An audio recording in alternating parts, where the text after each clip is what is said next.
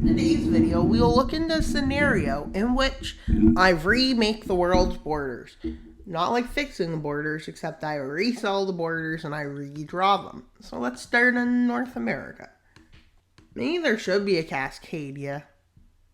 I think this is a great idea. But yeah, let's go up into British Columbia. No, I need to redraw that. That doesn't look right. But yeah. No, that's not right. But yeah, here will work perfectly for today's video. That's not right. And that makes more sense. So now let's go here. And as you can see, it's probably not accurate, but better than nothing. And we'll mark it up here. Cascadia can go up to there. I don't know why Alaska would even think that would be a great idea to be a part of. And actually, they decided to be Alaska. Yeah, that actually looks better, I think, going up to Alaska. As we know, the straight border thing continues. It's because it was colonized, obviously. Russia colonized all of this, so it was never bought off.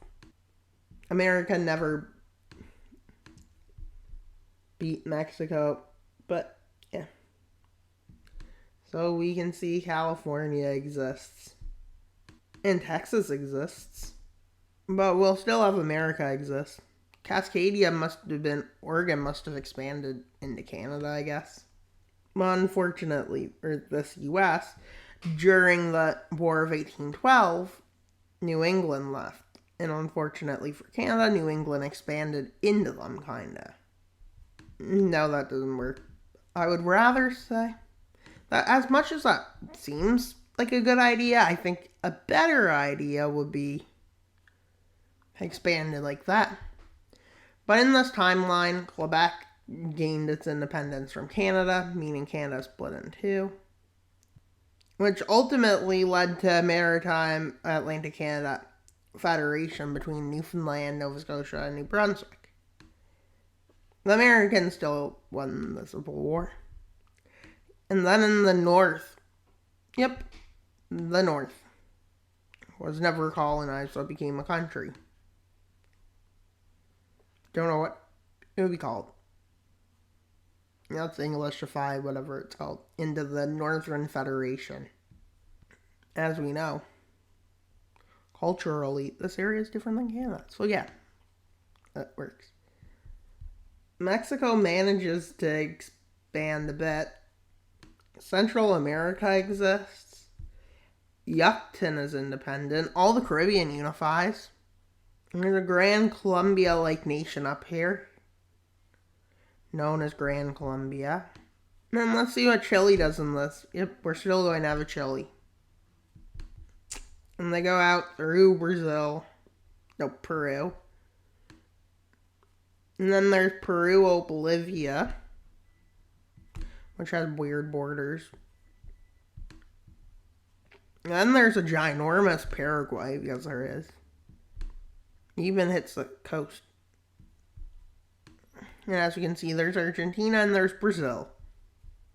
But before you can draw Brazil, the Amazon Republic is made.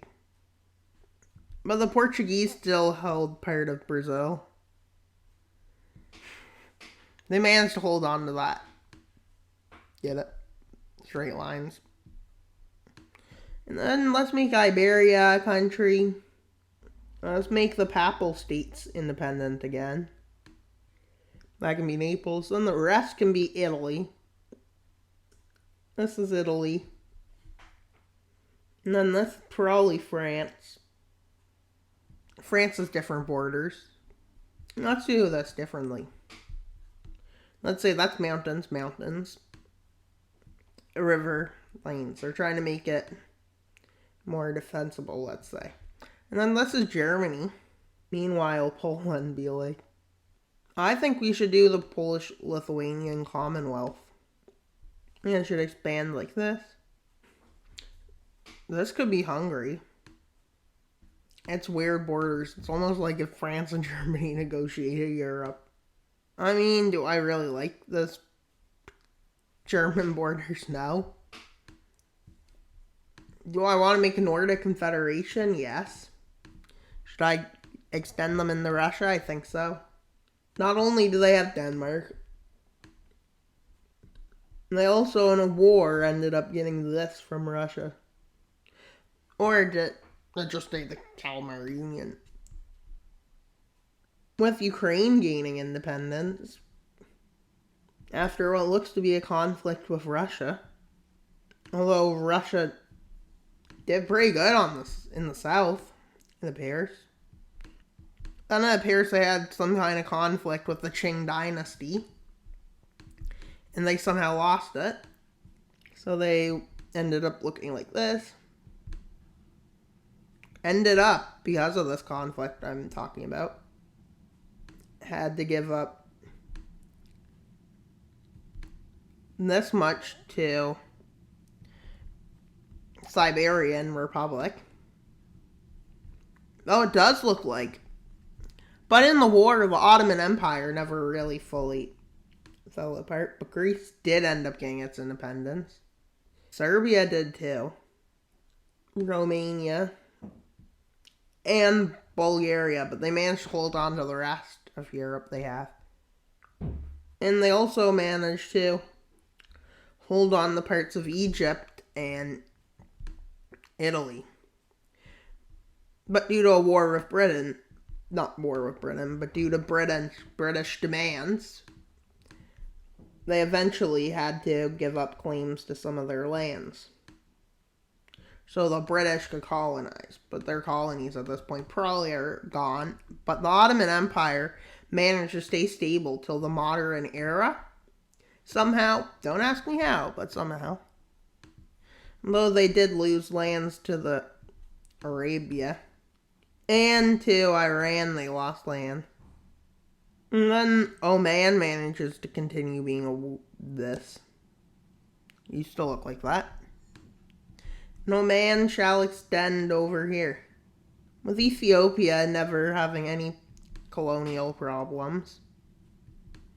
Manages to stay like this. With there still being an EAF. Fine. After a few conflicts and such on, there managed to be a Central African Union. Although I want a South African Federation, we can't have it this big. With Northern Mozambique declaring its independence. At some point, a war breaks out with a few nations. This area breaks free. And this area forms Rhodesia. And then that's South African Federation with parts of Namibia and such. And the surprise being here, because Egypt and Sudan managed to stay together despite having a war with them. And I'm trying to curve the borders just to make interest. And then a Moroccan country stretches like this. How did they get so large? Who knows? The Northern African Arab Federation being this. With the Nigerian Republic being located over here. With the Sahel Republic being located here. And that's West African Federation. With this being going on here. India unites the Indian subcontinents in this timeline because they did. Thailand managed to gain lands against Britain and France during colonialism. With China having northern Vietnam, the rest of Vietnam being basically controlled. But yeah. With Myanmar being like this, South Korea managed to take these lands, but Japan managed to take these lands when the Qing dynasty was falling. To this day, they keep them. And then there's Western China. And as you can tell, this is what the New World looks like. Almost. So Papua New Guinea stays together. Then we'll have Borneo. We'll have Indonesia gets all this. Borneo, Papua New Guinea. Australia would have been partitioned, let's say. The British took this. Managed to get this. This. And this. with the Dutch getting this, the French getting mostly Outback, the Portuguese taking here, the Spanish over here, the Germans managed to take this, and the Polish got that. These are all independent and became Australian republics, with Australia being there, and so on. Australia is partition, what we all want. But what do we not like about this map? Comment what you don't like about this map, and comment how you think these borders would fail. And if you don't have any ideas, well, comment, hi. And Ireland and Britain is united under a dual monarchy called England, not under a quadruple monarchy. Or is Ireland independent? Can't say. Iceland and Greenland's part of the Nordic Federation, despite... No, it's actually part of the Great Northern the Northern Canadian Federation. What could we call it? Northern Ice Confederation. And that's all for today's video. Wild Mapper out, but not until you subscribe. Why should you subscribe? Because, yeah, you should. As today's October 1st. Oh. Realize that. So yeah, our next goal should be 1,400 by November 1st. So please subscribe. That's all for today's video, guys. Wild Mapper out. But not until you subscribe. Bye, guys.